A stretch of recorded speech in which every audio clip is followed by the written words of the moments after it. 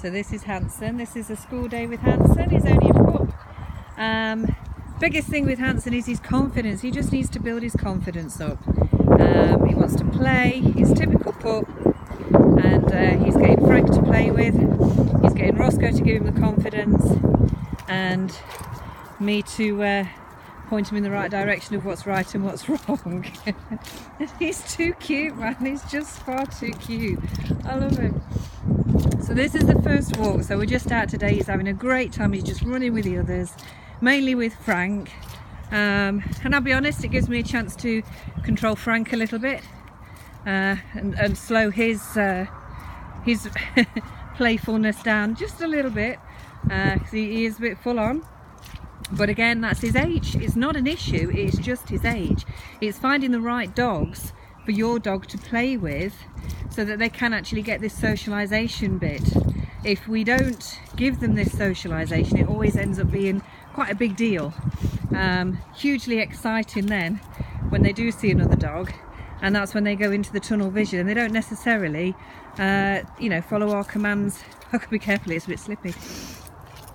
They don't necessarily, oh, there we go now, follow our commands because it's all too exciting, so their head goes and all they can think about is the dog that they want to meet. So the more they can socialise, the less intense it all gets, the more they'll follow our direction when we need to call them back. When I say call them back, the thing to remember is once the dog sees another dog and he starts running towards that dog, especially with the youngsters, it's hard to actually call them back. The best thing you can do is walk past, okay? Trying to actually call your dog back from, some really interesting, exciting dog that they want to play with. It's not really going to happen. The best thing you can do is keep walking with them and past them. Once you've gone past, then you'll get them with you. But to actually draw them away from something that they've locked onto, it's not in their nature to do that. So when a lot of people say, can you call your dog back, call your dog back, it's not actually in their nature to come away from a situation. It's in their nature to go to the situation, assess it, and it's what they do when they're there. So if you have your dog running up happily to another dog and you're trying to call your dog back, all you're actually doing is teaching your dog to ignore you, for one thing, because they're already in that zone, they're already in that forward motion. The thing to do is to catch them before they've gone. So it's a case of watching your dog, watching their eye contact. If you see somebody up ahead and your dog locks onto them, turn around straight away and say, this way,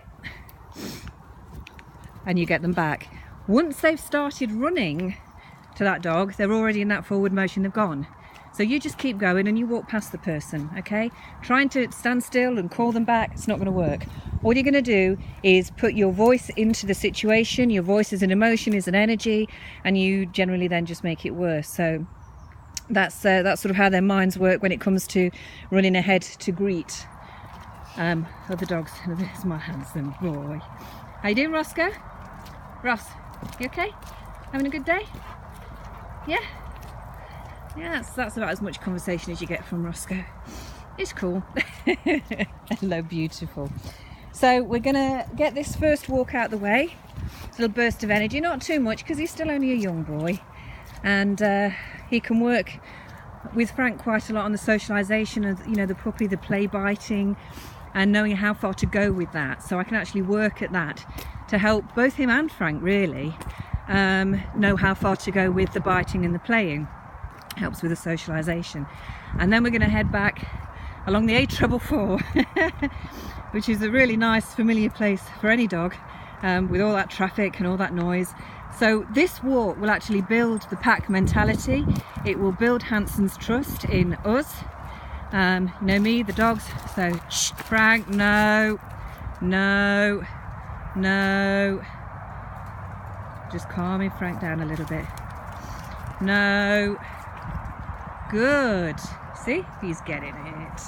He's getting it. So it's just a steady no sound, calming him down. I don't want him to be too full on with Hanson. He's only little. And this also gives Hanson the confidence to know that I'm not getting flustered when Frank is getting over the top. I'm handling it, and Frank is following my commands. So Hanson then builds more confidence in you.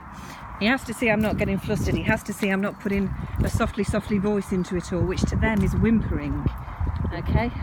Oh look. Oh, he's just beautiful. So yeah, we're going to head back along the treble 4 after this, so it's just more working together as a team, not letting him and not acknowledging when he's nervous or frightened of any sounds or noise. Frank, no. I got up in the wood now. So that he builds his confidence with all the different noise, walking together, you know, with the other dogs, crossing the road, stopping still. The other thing you see with the dog is when you're walking, see the dogs, they migrate, so they're constantly moving. And it's not the safest thing to do to just stand still. Just randomly stand still, look around. You know, you've got to pick a safe place before you stand still. If you stand still, you're vulnerable as an animal. So when we suddenly stand up, look, he's going, he's having a mad run. So when we suddenly stand still, we're actually putting ourselves in a vulnerable position. So the more we can do that, just watch this a second, the more we can do that, the more the dog gets used to supposedly being in that vulnerable position, but nothing happened and you're in control and it's fine. So they build their trust, they build their confidence, and they also learn to control their mind, the patience part of it. They're standing still, they're not moving. Very often you'll stand still talking to somebody on a walk and the dog's not wanting to stand still and barking at you, say come on, let's move. A lot of that is because A, they want to get moving because they don't feel safe, so they're trying to control you to move, and also it's the impatience and they get used to that forward motion, which makes sense to an animal. But what we want to do, Frank, no, just calm him down, that's it, good boy. That's about the best Frank's ever been. Brilliant. Forgot what I was saying then. Yeah, the whole forward motion. So it teaches them that they don't just have to be moving constantly forward. And again, they're taking your leadership, they're taking your pace, nothing's happening and they're perfectly safe. They build their confidence with you. So it's all building the relationship between you. And that's my plan with Hanson today. So nice day, blue sky, have a good day.